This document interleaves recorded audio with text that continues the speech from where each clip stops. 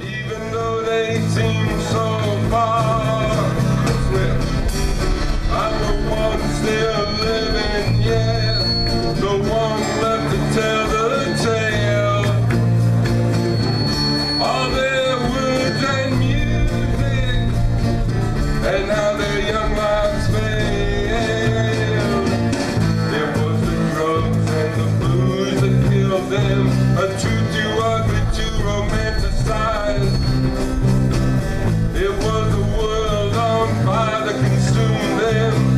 The quest for light was their demise. Dead rock stars, other angels, keep me company when I'm up all night. Playing songs only I will hear with me, and that's alright. I should have the wisdom of age. There's something I just don't get. Why does great talent consume the vessels made to contain it? Dead rock stars, other angels, everywhere I go, singing songs from way back then. They're the ones I know, yes, well, in a digital world, you're bigger than life. In this brand new century, you're more famous than when you were alive.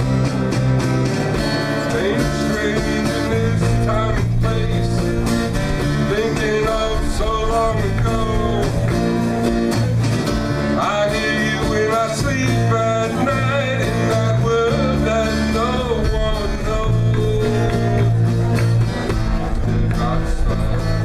Other angels, always on my mind, reminding me of the things I've lost and the things I have yet to find.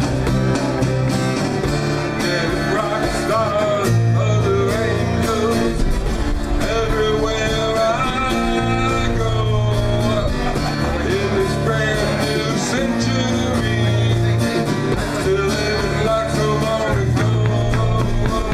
Hey, dead rock stars, other angels, dead rock stars, other angels, dead rock stars, other angels. Thank you. Just a brief announcement and a thank you to our hostess, Caroline, and her significant other, Ozzy, the new owners of the Chocolate Moose. So be nice to them. Remember, be nice to them and they'll be nice to you. Yeah. So, speaking of pimping the 60s, yo! So you saw Paul McCartney has a new album out, right? So you have to the guy turned 65, like he's the wealthiest guy in the world. He's more famous than I am. And for a new CD, he's got to pimp it out to Starbucks Coffee to sell the CD. Is there something wrong with that? I mean, first of all, it's not even Dunkin' Donuts. There you go. Touche. And $4. he doesn't need to do that. You know, it is gratuitous, how should I say, misappropriation of the greatest decade in the history of humanity, which is symbolized by my beads and my groovy peace symbol. So I would ask you that, anybody here alive in the 60s?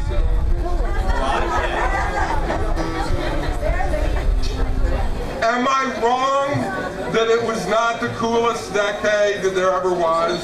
Yeah. I mean, like, would you want to relive the 80s? No, of course not. But I submit, you know, we are killing it. Just an example, you know, the 60s, you don't have to sterilize it. It was what it was. We were what we were. You know, take my friend Evan here. You got dragged into that. For those of you who were lucky enough to catch us on FM radio, Evan and I were performing one of my songs called Reefer Charlie, which is, if you're very lucky, we might do it tonight. And the DJ said to us, you know, he hoped he wouldn't get calls because, you know, it was like a song about drugs, because it was called Reefer Charlie. But it's really hard to talk about or reference the 60s without, like, drugs, sex, alcohol, music. You know, it's hard. It's hard. Sometimes we just oversell. And a perfect example of how we try to clean up the 60s. For those of you who have been in my home, you will know I have on display 2 Abbey Road posters. One, a big mama, it's like 6 by 5 or something in my music studio. And the other one is a mere meager 2 by 3 in the powder room, which is decorated with Beatle pictures. That's where we go when we want to meet the Beatles. However, although they are both copies of the Abbey Road album, the cover, there is a significant difference between the two. Does anyone other than my daughter know? Let me put it this, does anybody give a crap? The original, if you go home and look at your Abbey Road albums, It's right there.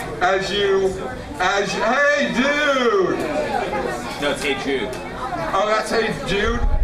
You'll notice that as Paul is making his way across the street, he's got a cigarette in his hand. Don't tell me. If you look at the posters they're putting out today, they have photoshopped the cigarette away. So, I mean, like, we don't want anybody to know that, like, in 1970, Paul smoked cigarettes. So I just, you know, there's only so far you can go to destroy the 60s. Next, they're going to put a cup of Starbucks in his hand. Right. Now, another fine example. I feel like talking now, damn. Scott, you sure you don't want to come?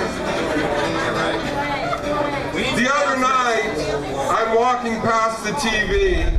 I think I got to stand up because I'm getting excited.